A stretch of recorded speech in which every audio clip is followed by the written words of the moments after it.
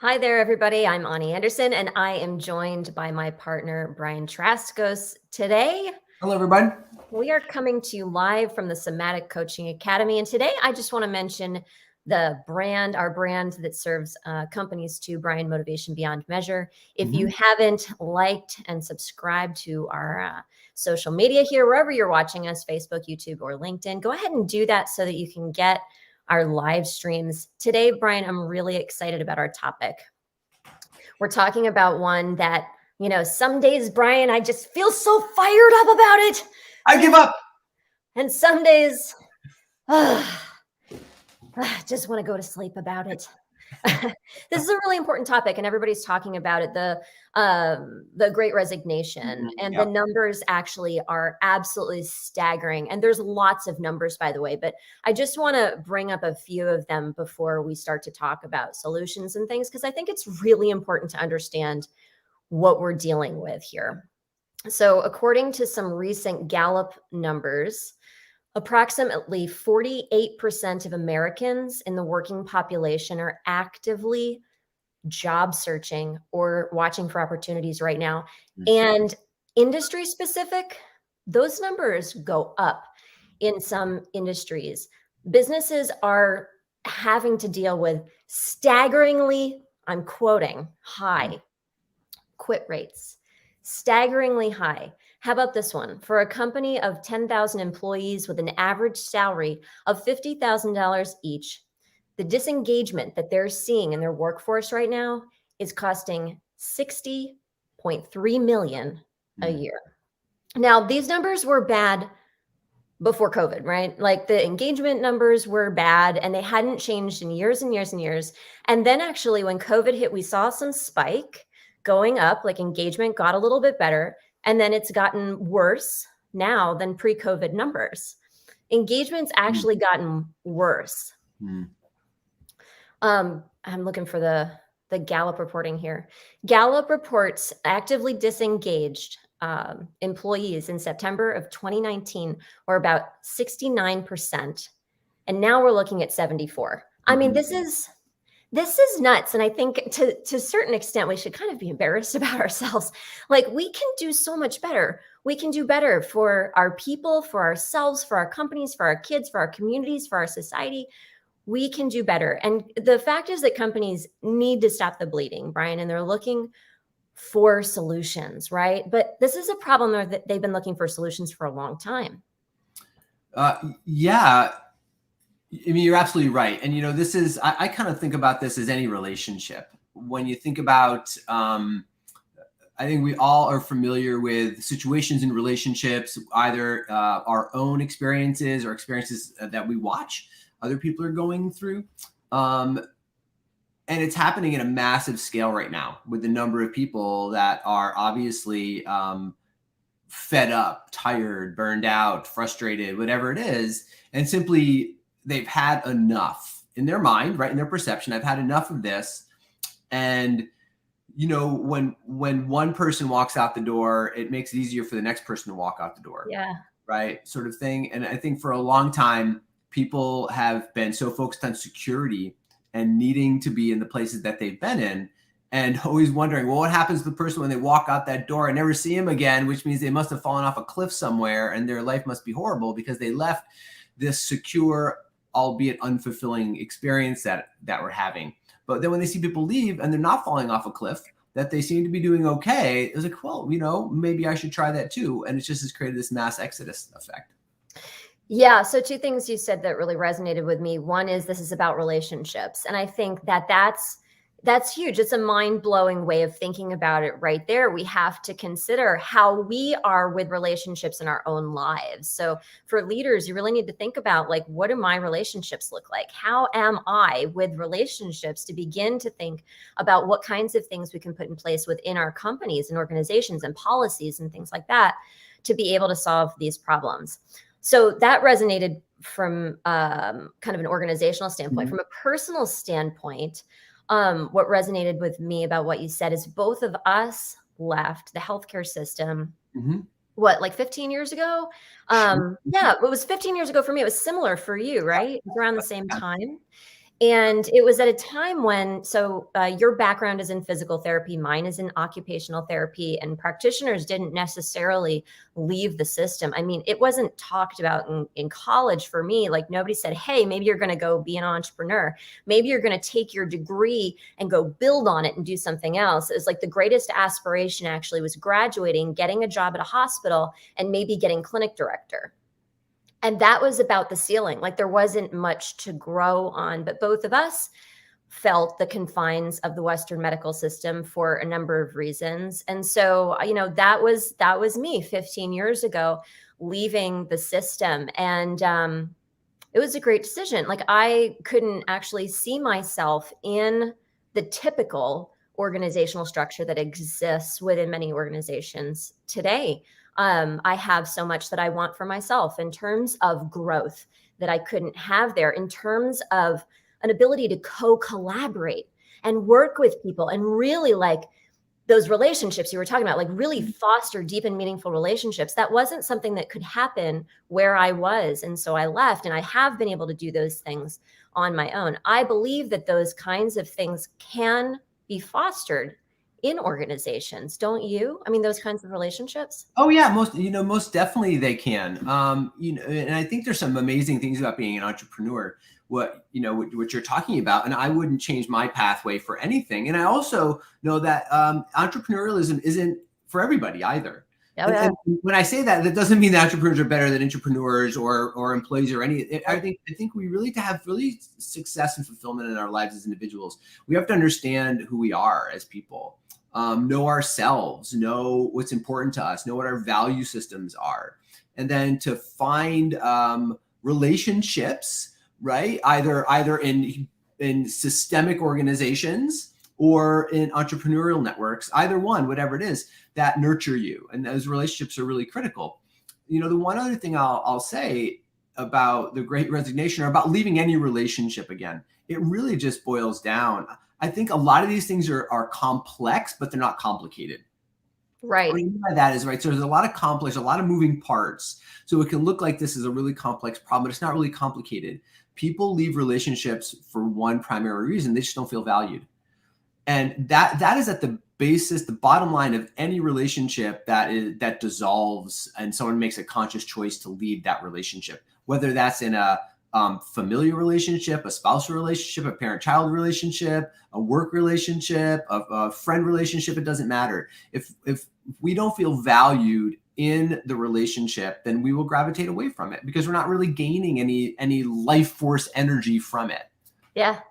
Yeah, I love what you're saying so much. It reminds me of a conversation that we were having. I think it was you and me just this week, when we were talking about assessments. Yep, that was you and me. We were talking about assessments and how people love learning about themselves. People love learning about themselves. And so we're going to be using an assessment for an engagement that we're doing. We were talking about how great it's going to be because people love learning about themselves. And to your point, people love feeling valued for who they are, for their brilliance, for their uniqueness. Everybody loves to be seen and heard. And so when we talk about stopping the bleeding, we need to, as leaders, as companies, be able to look at how we're not doing that and how we can do it better, because it's possible. We have a team that we work with in our company, and I love our team. And I also, Brian, I love that they feel valued and seen and heard. I love hearing that from our team members, because I do think that is something that I know we do very intentionally, and I know we do well. Our clients stay around for a long time. Our students stay around for a long time. Our team members, they could go anywhere right now. Let's just be honest. There's so many jobs open. Our team could go anywhere right now, and they love working with us. And that's because of the intentionality that we place, I know it is, around seeing who they are, what they're capable of, fostering their growth, and really seeing their uniqueness. Yeah, and I would say from a leadership perspective, Ani, you're better at this than I am. And to build on what you're saying, it goes even farther than intention. It does. It goes to actually making an effort to take an action to show that value. Absolutely. I mean, I'm pretty classic. I am like the introvert of the introvert. When you look at like my personality assessments, I am very internally focused. Not from a point of selfishness, but that's just how I naturally operate. And so I can know what someone else values. I can understand what someone else values, but unless I take action on reflecting that back to that person, it really, like, you've missed that last point, and then really the other stuff doesn't really matter that much. So as leaders, we actually have to take the effort to do that, right? Once in a while, we just have to pick up this thing and call the people that are in our teams and say, hey, I really appreciate you, or hey, sing them a song on the phone or something like that if it's their birthday. I did hear you did that actually for one of our team members recently. I heard that. It mattered, right? It mattered enough that I heard that you did that. Like, that's very cool. Yeah, and I love the person that I love the person who I sang that to, and the person that work does for us in our company, and she's invaluable, by the way. I mean, we could not do what we're doing without the role that she's playing. And it still took me effort to say, oh wait, okay, so Brian, actually pick up. It took energy for me to do it, because I'm not, like, I don't naturally evoke that. But so what it comes back to saying is that when we're in leadership positions, to show people we value them, we really have to take that extra effort. So let's just bring this back to the motivational maps for a second, because I love what you're saying here about it takes effort and it takes energy. And the thing is, we can align our actions with our inherent motivators. Now, I'll have you talk about what the maps are here, just so we can get some context real quick. But we can align our actions with what inherently gives us energy, so that it's not like when it takes energy, it's depleting. It actually can feed our energy and give us more energy to give other people more energy. So why don't you tell us just a little bit about the motivational maps assessment, Brian? And then I'd love to finish my thought with an example. Yeah. So the motivational maps assessment is a pretty easy assessment to take online. And what it looks at are the 4 drivers of what we call the full spectrum of motivation. So it measures the order of your motivators, and it's basically broken down into 9 motivational categories, if you will. And so we all have all 9 of these categories, but we all have them in different orders of importance, different levels of intensity, different degrees of satisfaction, and also different degrees of opposition. So those are the 4 we call what makes the full spectrum of motivation, the 4 elements of the full spectrum of motivation. And that's different for everyone. So even though we have all 9 of these, we have these 4 different elements that impact how those 9 relate to themselves within a person, and also how those 9 relate to other people in your environment, on your teams, or that you're having relationships with. So it extrapolates out pretty quickly in a kind of a web and a network of motivation of how what we value is, again, reflected back to us through our environment. And so how can we construct our environment to have that reflected back in a way that it gives us more energy? And how can the people around us get to know us better, so that when they reflect back to us whatever it is that is happening in relationship, it comes through an intentional filter of what motivates us, so that, again, we have more energy. You've already said this. Energy, motivation is all about energy. And we're either doing things and being fed back things that give us more energy, or things are happening in an environment that are draining our energy. Thanks for that. So when I heard, you decided to give our team member a call for their birthday and sing happy birthday, I would guess that in part was, you thought about it, and your energy was fed by the chance to make a difference, the chance to relay meaning. You mean something to me, because I know that's motivating for you. Would you agree with that? Yeah. Yep. My searcher motivator was definitely fed by that. Yeah. So one of the things I've really been doing recently with our team is, before I pick up the phone to Voxer them, or I get on Asana to talk about projects that we're doing, I take a moment and I think about what's going to help my team member to create more freedom. That's one of the things that's super motivating to me, to create freedom. Now, as I do that, it's also creating freedom for me because I'm giving our team members something to do that maybe I would have done, or I had to be in and I don't want to be in. So it's creating freedom for me, but I'm also thinking about how I can create more freedom for them. And as I think about that, I think about who they are.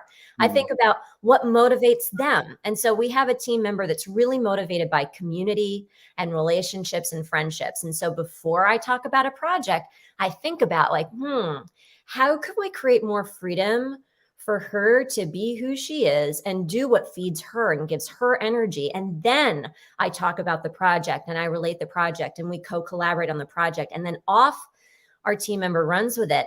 And for me, one of my favorite things in life actually is watching people in their zone of genius. So there's nothing better for me than watching our team members. It's like gobbling up, just gobbling up projects and the presentation and the action steps, right? Like not just the intentionality, like you were saying, but the action steps that I'm taking to ensure that they're being fed. And by the way, I'm being fed. It's really win-win-win. That's a big tenet in our company, right? It's win-win-win. It's not 2 wins, it's 3. So it's win for the leaders, it's win for the employees, it's win for the customers. Every time you and I are winning, and our team is winning, our customers are winning, and everybody feels that. And it feels like such a wonderful place to be, you know? Yeah, and that is really what it's about. If everyone's not winning, then I don't want anything to do with it, to be perfectly honest with you. I'm not in this for a competitive experience. I'm in here for a communal and collective experience that we all, when we all have the opportunity to win, it rises all of us up. And, what's also occurring to me when you're talking about this, Ani, is lots of times we're so focused on the outcome, right? On like getting the project done sort of thing. And I have to tell you, like, I'm a big dunner.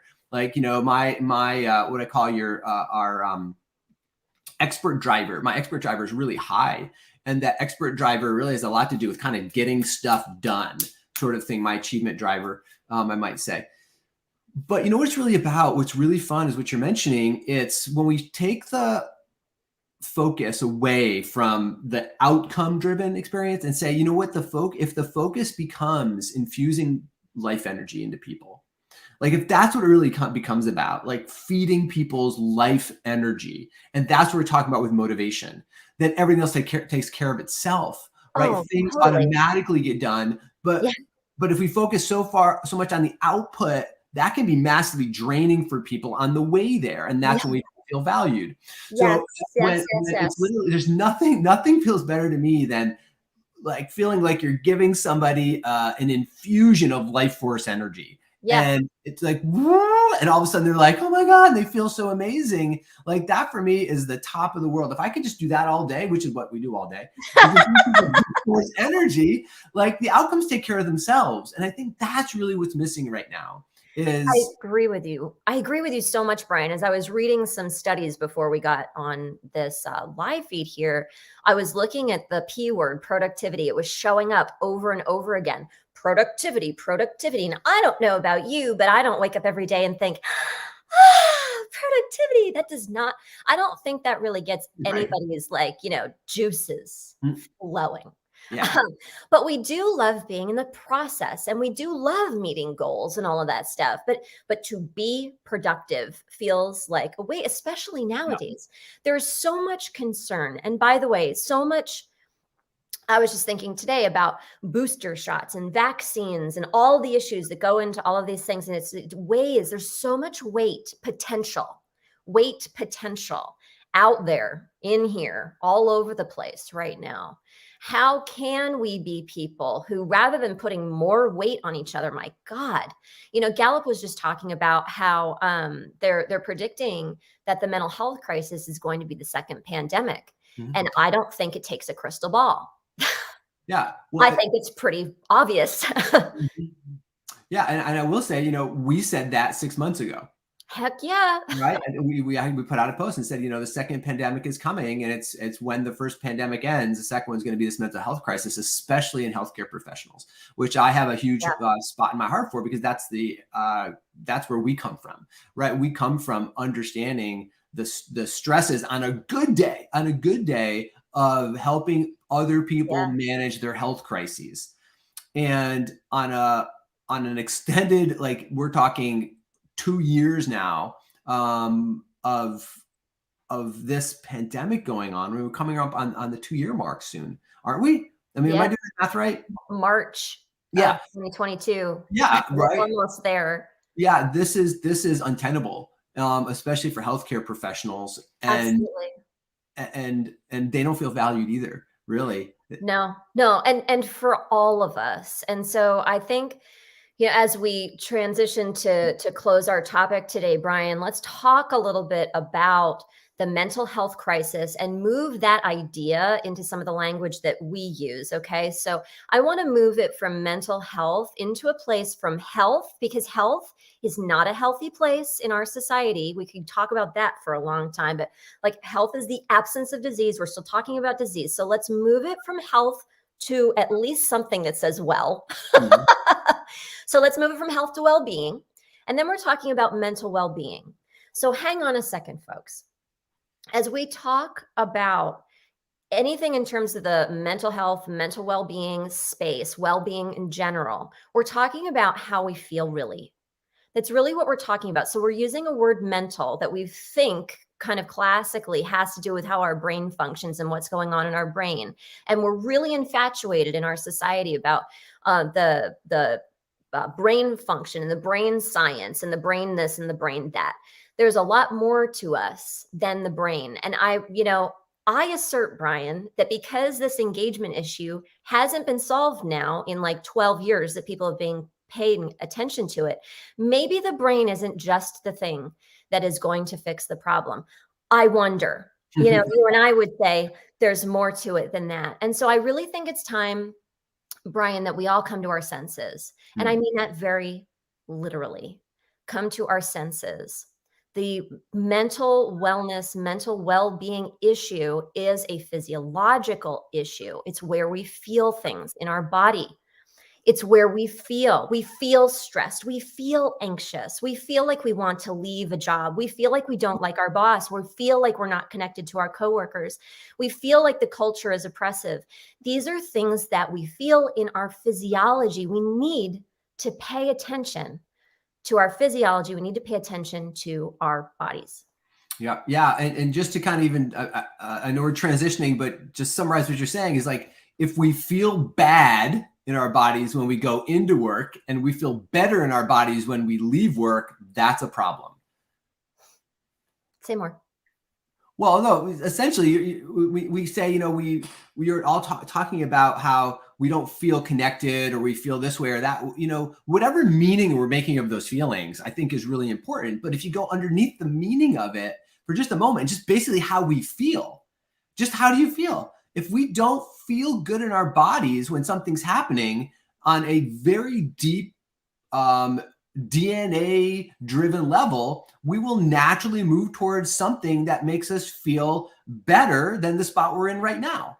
Yes. Some people talk about that in terms of moving towards pleasure and away from pain. I'm not sure that's even where we're operating. We're actually even deeper. An amoeba does this, by the way. An Yeah. amoeba, a single-celled organism, will naturally move towards something that gives it more life and move away from something that is threatening to it or toxic to it. An amoeba. So we're all amoebas essentially. We're 75 trillion amoebas in our single cells in our body, and we're operating in a way where, on a very fundamental level, if you're an employer and you have employees that feel in their bodies feel worse when they come into work and feel better when they leave work, it's only a matter of time before they say, wait a second, I feel better when I leave and I feel horrible when I come in.